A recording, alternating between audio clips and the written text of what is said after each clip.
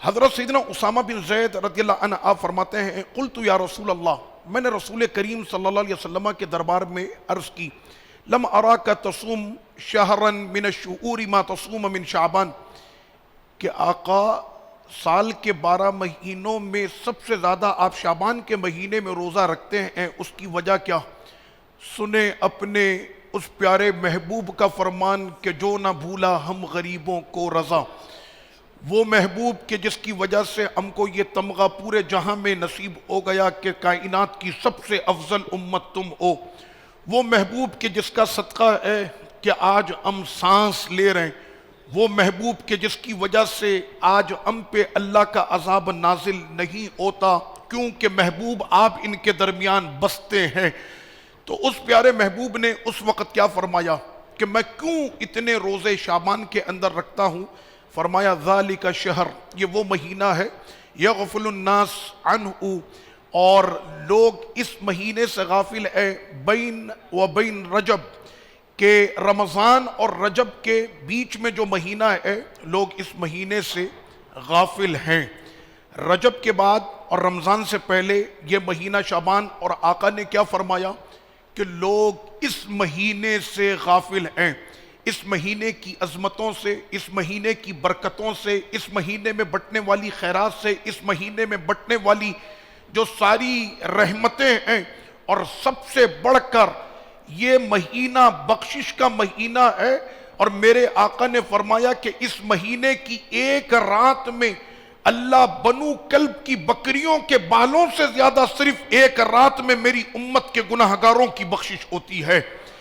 اس کی ہر رات میں بخشش ہے، اس کی ہر رات میں برکتیں۔ لوگ اس مہینے سے غافل ہیں۔ غافل ہیں کیسے غافل ہیں؟ وہ غافل ایسے کہ جب شعبان کا مہینہ آتا ہے،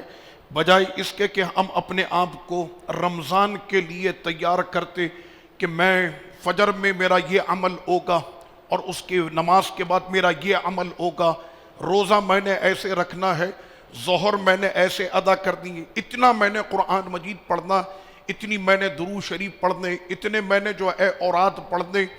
صدقہ بھی کرنا ہے، خیرات بھی کرنی، سحری بھی کرنی ہے، لوگوں کو کرانی، افطار کرنی اور لوگوں کو کرانی ہے۔ وہ پورا اس مہینے کے اندر غفلت نہ برتے، اس مہینے میں وہ اگلے مہینے کی تیاری کرے، اور ابھی سے یہ کام شروع کرے گا تو رمضان تک اسے اس کام میں پھر لطف آنے لگ جائے گا، روزہ رکھنے میں لطف آنے لگ جائے گا، کھلانے میں اس کو لطف آنے لگ جائے گا۔ لیکن غافل کیسے؟ ایک طبقہ ہمارا یہ بھی ہے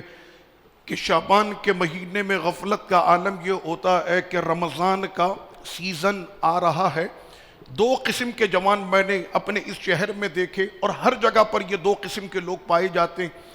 ایک جوان تو یہ ہے کہ وہ کہتا ہے کہ اس دفعہ تم نے اپنا رمضان کا سیزن کہاں پر لگانا ہے، کس مارکیٹ میں، کس دکان پر تم نے سیل مین بننا، اور فلاں کے پاس نہیں جانا، وہ بخیل ہے، اجرت صحیح نہیں دیتا، فلاں جگہ پر اگر تم کام کرو تو تمہیں چاند رات کو جب عید الفطر ہوگی اس وقت میں وہ تمہیں دگنی جو ہے وہ پگار دے گا، دگنی اجرت تمہیں دی جائے گی۔ اور آپس میں جوانی اس طرح سے ابھی سے تمہارا سیزن کہاں اور تم کہاں پر سیزن لگاؤ گے۔ لیکن میں نے ایسے جوان بھی دیکھے کہ جو شعبان میں آپس میں باتیں کر رہے ہوتے ہیں کہ بھائی یہ بتاؤ کہ رمضان میں تراویح تم کہاں پر پڑھو گے، یہ بتاؤ کہ ہم لوگ مل کر لوگوں کو، غریبوں کو سحری کرائیں گے، اس کا کیا طریقہ ہوگا، افطار کا انداز ہمارا کیا ہوگا، لوگوں تک ہم نے افطار پہنچانی ہے، غریبوں کی ہم نے مدد کرنی ہے، روز آنا کم از کم ہم نے قرآن مجید کا ایک پارہ پڑھنا ہے، اور وہ اس طرح سے۔ اور ہاں وہ تو میں بھول گیا، یہ بتاؤ کہ اس دفعہ تم اعتکاف میں کہاں پر بیٹھو گے؟ یار فلاں مسجد میں جاتے ہیں، وہاں پر بڑا اچھا درس ہوتا ہے، بہت اچھا بیان ہوتا ہے، آقا کریم کی نعتیں ہوتی ہیں، صبح شام نبی پر درود و سلام اس مسجد میں پڑھا جاتا ہے، میں نے تو وہاں پر اعتکاف کرنا ہے۔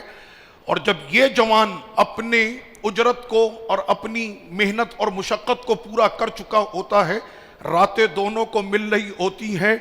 ایک جوان وہ ہوتا ہے کہ جو زمین پر اپنی دکان کے مالک سے دگنی تنخواہ لے کر وہ سمجھ رہا ہوتا ہے کہ مجھے کائنات کی ہر شے مل گئی، اور ایک جوان وہ ہوتا ہے کہ جب وہ اپنا اعتکاف مکمل کر کے مسجد سے نکلنا ہوتا ہے تو فرش زمین سے عرش بری تک وہ ہلا چکا ہوتا، اور کائنات کا خالق فرشتوں کے سامنے اپنے اس جوان پر فخر کر رہا ہوتا ہے